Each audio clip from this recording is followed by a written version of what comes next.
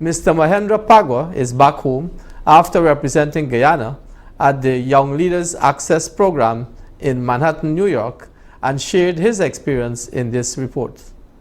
22-year-old Mahendra Phagwah of No. 2 Village, East Kanji, Berbice, was the only Guyanese among 50 youths worldwide who participated in a Youth Leadership Access Program at the New York University from July 23rd to August 1st this year. Channel 8 News recently conducted an interview with Mahendra, and he took the opportunity to share his experience during the Youth Summit. So I left for the United States on July 18th. It was my first time to United States, and I must say it was a memorable experience. When I arrived at NYU University in Manhattan, we spent the day knowing each other, introducing ourselves, our country, what is our project about.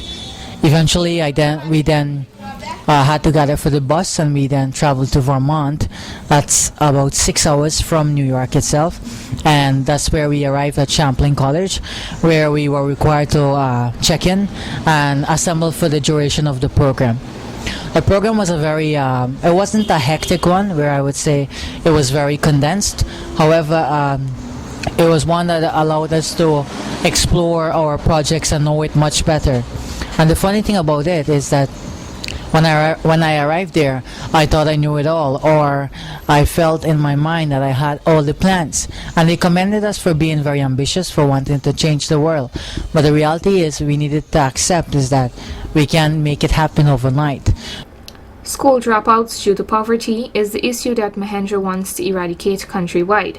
As a result, this was the topic he presented at the forum, and he was able to work with several mentors to brainstorm plausible measures that can be implemented. To reintegrate school dropouts back into the school system by implementing evening classes in the high school system. And so the next plan going forward for the entire year is that we hope on doing several projects, and one is to sensitize the public on the importance of reintegrating school dropouts back into school, and not just school dropouts.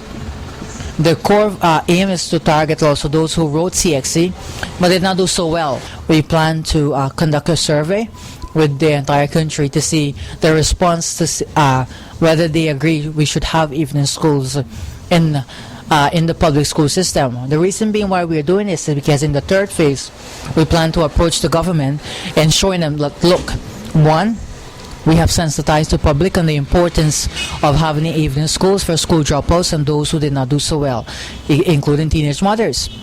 The second part is we have conducted a survey, and a majority of the public agrees that we should have it. And so now when we approach the government, we show them the importance of it, and hopefully we have a good reception from them.